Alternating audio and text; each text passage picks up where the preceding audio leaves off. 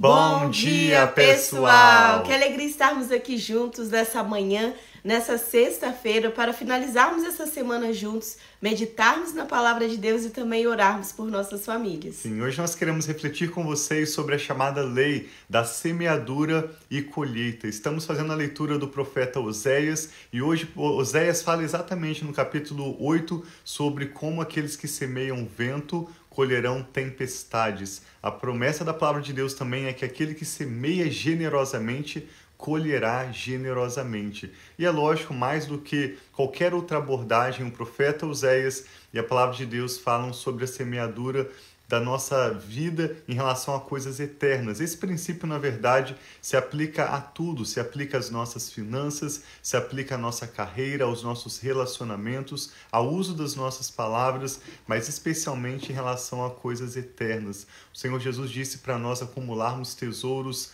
não terrenos, ouro e prata, porque a ferrugem pode atacar, os ladrões podem roubar, mas Jesus disse em Mateus capítulo 6, 20, acumulem para vocês tesouros no céu, onde a ferrugem não ataca e os ladrões não arrombam e não roubam. Então hoje nós queremos meditar com vocês com a leitura de Oséias 8 e vamos refletir um pouco sobre essa lei da semeadura e da colheita, uma lei que se aplica a todas as áreas da nossa família.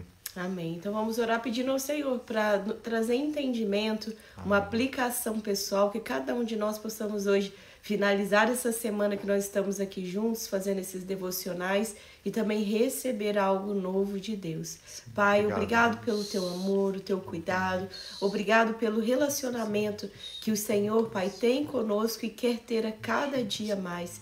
O Senhor quer que a cada dia nós possamos conhecer e prosseguir em conhecer o Senhor. Então é isso que eu te peço sobre a minha vida e sobre a vida de cada pessoa que se une a nós, Pai, em oração, em leitura da palavra. Fale conosco, faça-nos, Pai, o Senhor conhecido a nós, faça o Senhor, Pai, acessível a cada um de nós, que nós possamos receber da Tua palavra, da Tua direção, revelação nova e fresca a cada dia que nós nos reunimos. Sim, nós te adoramos e te louvamos em nome de Jesus.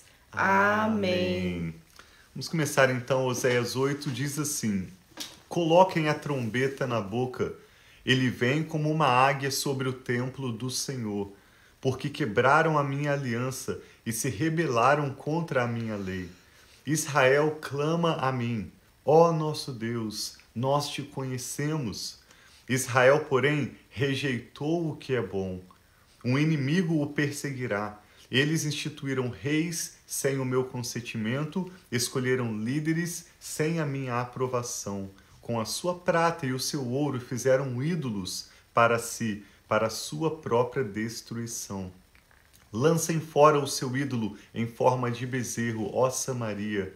A minha ira se acende contra eles. Até quando serão incapazes de se purificar? Esse bezerro procede de Israel. Um escultor o fez. Ele não é Deus. Esse bezerro de Samaria será feito em pedaços. E aí diz, como o Tiago comentou no início, eles semeiam ventos e colhem tempestades. O talo não tem espigas e não produzirá farinha. Ainda que produzisse trigo, estrangeiros o devorariam. Israel foi devorado, agora está entre as nações como algo sem valor, porque foi para a Síria como um jumento selvagem e errante, e Efraim se vendeu para os seus amantes. Embora tenham se vendido às nações, agora eu os ajuntarei, e logo começarão a definhar sob opressão do poderoso rei. Aqui, tanto Samaria quanto o termo Efraim se refere especificamente às 10 tribos do norte de Israel, diferenciando-os daqueles que viviam no sul, na região de Judá. Embora Efraim tenha construído muitos altares para ofertas pelo pecado, eles se tornaram altares para o pecado. Eu lhes escrevi todos os ensinos da minha lei. Ao falar sobre o conhecimento, Oséias deixa claro que o conhecimento que faltava ao povo de Israel não era o conhecimento intelectual de saber quais eram as leis do Senhor, saber o que era correto. O que lhes faltava era o conhecimento de Deus, o temor do Senhor e o se unir a Deus no propósito dele. Mesmo conhecendo na mente as leis, como muitas pessoas hoje conhecem a Bíblia, conhecem o que é correto, escolhem viver distantes do Senhor. Esse era o conhecimento que faltava ao povo de Deus. Esse é o chamado do profeta Oséias para nós verdadeiramente conhecermos a Deus de forma íntima. Diz: eu lhes escrevi todos os ensinos da minha lei, mas eles os consideraram algo estranho. Oferecem-me sacrifícios como dádivas e comem a carne, mas o Senhor não se agrada deles. Agora ele se lembrará da impiedade deles e castigará os seus pecados, e eles voltarão para o Egito. Israel se esqueceu do seu Criador e construiu palácios. Judá fortificou muitas cidades, mas enviarei sobre as suas cidades um fogo que consumirá as suas fortalezas. Nesse capítulo, Oséias está falando então sobre a semeadura e a colheita, como o povo de Israel, tendo a lei, o conhecimento de Deus. O povo de Israel, para quem Oséias estava profetizando, havia sido separado por Deus para se tornar um exemplo do Senhor, de bênção, de santidade, de justiça para as nações ao redor. Mas eles, diante desse conhecimento que tinham, escolheram fazer mau uso, escolheram utilizar o seu ouro e a sua prata para construir ídolos de deuses pagãos que eles adoraram no lugar do Senhor. Eles escolheram fazer mau uso daquilo que Deus colocou na mão deles, a responsabilidade, os recursos, a bênção, e o Senhor disse que eles iriam colher consequências do que eles estavam semeando. Sim. O apóstolo Paulo fala sobre semeadura e colheita também em 2 Coríntios capítulo 9, quando no contexto de finanças e de ajudas financeiras que algumas igrejas davam a ele, e também o suporte do crescimento da igreja, no início da chamada igreja primitiva, ele diz que aqueles que semearam muito vão colher muito, mas aqueles que semearam pouco vão colher pouco. Na verdade, o que Oséias está dizendo é que aqueles que semeiam pouco, aqueles que não estão fazendo um bom uso dos recursos e dos dons recebidos de Deus, esse pouco vai ser pior do que pouco, vai ser como uma tempestade. Por isso ele diz: aqueles que semeiam vento colherão tempestades.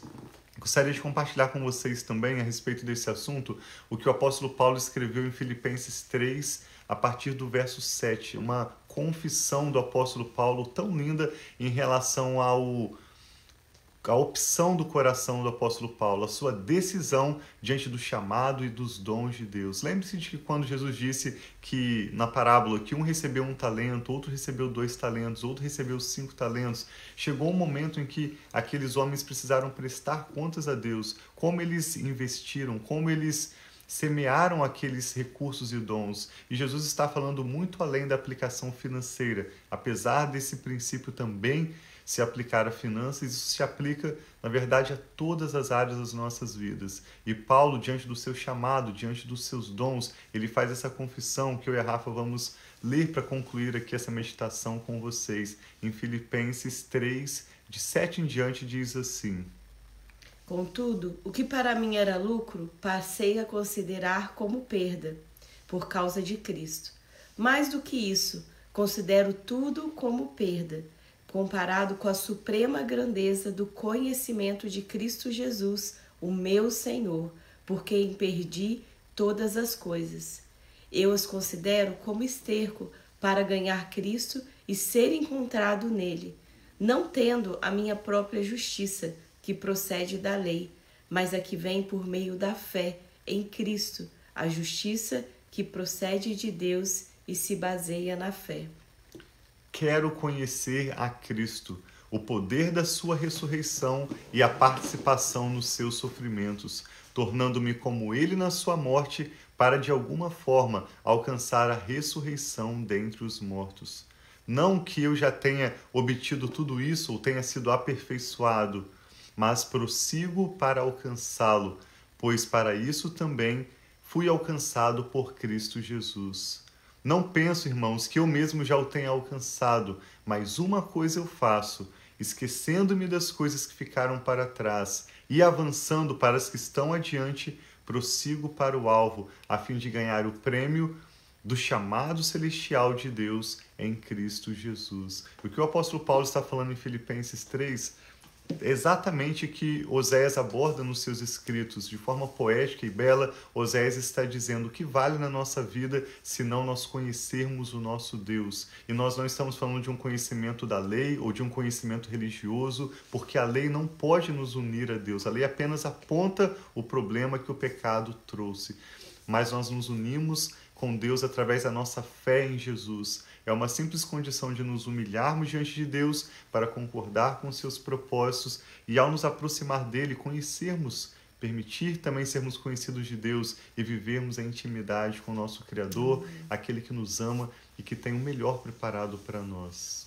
Sim, então vamos orar pedindo ao Senhor isso, que a cada dia o nosso coração esteja nele. Quantas vezes nós podemos estar buscando satisfação, buscando resposta em outras coisas que não são o Senhor, assim como o povo de Israel falou nesse capítulo também. Eles fizeram ídolos de ouro, de prata, tentaram fazer com suas próprias mãos, da sua própria maneira, a solução que eles precisavam, a sede, a fome que eles tinham de algo superior, que era Deus. Então, muitas vezes, nós podemos fazer de diversas formas. Talvez nós não adoramos uma imagem, mas nós estamos fazendo de outra forma, colocando no lugar de Deus, substituindo o poder, a presença de Deus, aquilo que só Deus pode fazer nas nossas vidas. Então, que o nosso coração hoje, nessa manhã, nesse tempo, nós possamos, Senhor, nós queremos olhar para o Senhor, nós queremos confiar em Ti, que a nossa fé esteja em Ti, nós queremos receber mais de Ti, porque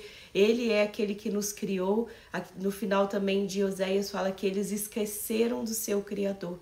Então, que em nome de Jesus, cada um de nós possamos estar lembrando quem é o nosso Criador, Amém. Quem fez todo mundo e tudo aquilo que existe. Imagine quão grande é o seu poder, quão grande é a sabedoria de Deus.